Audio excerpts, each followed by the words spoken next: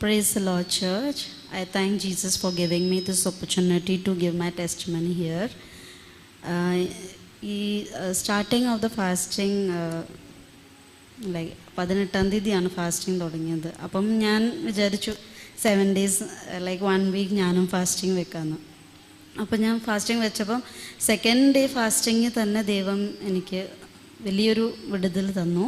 എൻ്റെ മലയാളം അത്ര നല്ലതല്ല, പ്ലീസ് അഡ്ജസ്റ്റ്. അപ്പം 2nd day തന്നെ ഫാസ്റ്റിങ്ങിലായിരുന്നു.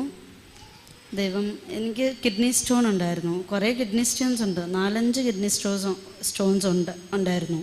അപ്പം നല്ല വേദന ഉണ്ടായിരുന്നു. അപ്പം ഞങ്ങൾ ഇവിടെ കിംസ് ഹോസ്പിറ്റലിൽ പോയായിരുന്നു.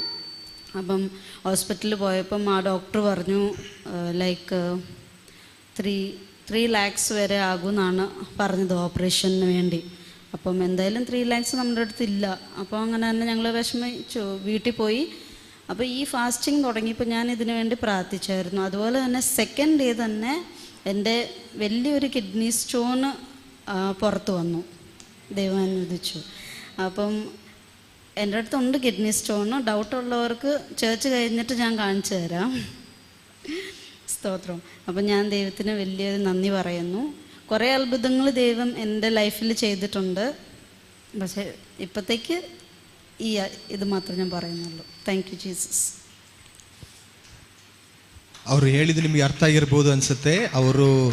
ಅವರಿಗೆ ಕಿಡ್ನಿ ಸ್ಟೋನ್ ಇತ್ತು. ಸೊ ಅವರು ಹಾಸ್ಪಿಟ್ಲಿಗೆ ಹೋದಾಗ ಡಾಕ್ಟ್ರು ಹೇಳಿದರು ಅದು ಆಪ್ರೇಷನ್ ಮಾಡಬೇಕು, 3 ಲಕ್ಷ ರೂಪಾಯಿ ಆಗುತ್ತೆ, 3 ಲಕ್ಷ ಹಣ ಇದ್ದರೆ ಅದನ್ನು ತೆಗಿಬೋದು ಅಂತ ಹೇಳಿದರು. ಸೊ ಹಾಗಿರುವಾಗ ಉಪವಾಸದ ಪ್ರಾರಂಭ ದಿನ 2ನೇ ದಿನ ಆದಾಗ ಅದು ಆಟೋಮೆಟಿಕ್ಲಿ ಆ ಕಿಡ್ನಿ ಸ್ಟೋನ್ ಹೊರಗಡೆ ಹೋಯಿತು. ಸೊ ನಿಮಗೆ ಅದು ನಂಬಕ್ಕೆ ಅಸಾಧ್ಯವಾದರೆ ನೀವು ಅವ್ರ ಹತ್ರ ಹೋಗಿ ಅವರ ಕಿಡ್ನಿ ಸ್ಟೋನ್ ಇಟ್ಕೊಂಡೇ ಬಂದಿದ್ದಾರೆ. ಪ್ರೈಸೋಡ ಹಾಗೆ ದೇವರು ಅದ್ಭುತ ಮಾಡಿದ್ದಾರೆ. എത്ര പേർക്ക് സന്തോഷമുണ്ട്? ಎಷ್ಟು ಜನಕ್ಕೆ ಸಂತೋಷ ಉಂಟು? നമ്മുടെ ഉപവാസം തുടങ്ങിയിട്ട് 3ാമത്തെ ദിവസമാണ് അത് സംഭവിച്ചത്. ನಮ್ಮ ಉಪವಾಸ ಆಗಿ 3ನೇ ದಿನದಲ್ಲಿ ಅದು ನಡೆಯಿತು. ಹಾಗೆ 3 ലക്ഷം രൂപ എനിക്ക് അറിയാം, ഞങ്ങൾക്ക് അവരുടെ അവസ്ഥകൾ അറിയാം. ഞാൻ ഓപ്പണായിട്ട് പറയാം, 3 ലക്ഷം പോയിട്ട് 30,000 രൂപ പോലും എടുക്കാനില്ലാത്തൊരവസ്ഥയിൽ അവർ പോകുന്നത്. ಆಮೇಲೆ ನನಗೆ ಅವರ ಅವಸ್ಥೆ ಗೊತ್ತುಂಟು.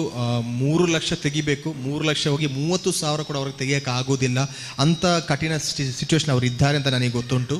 അവിടെയാണ് ഉപവാസവും പ്രാർത്ഥനയുമായിട്ട് ഇരുന്നപ്പോൾ ദൈവം 3 ലക്ഷം രൂപ അവർക്ക് കൊടുത്തതുപോലെയാണ്.